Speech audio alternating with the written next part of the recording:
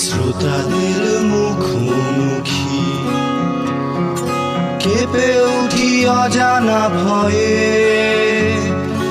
মাথাগুলি সারি সারি যেন সর্ষের ফুল শয়ে শয়ে।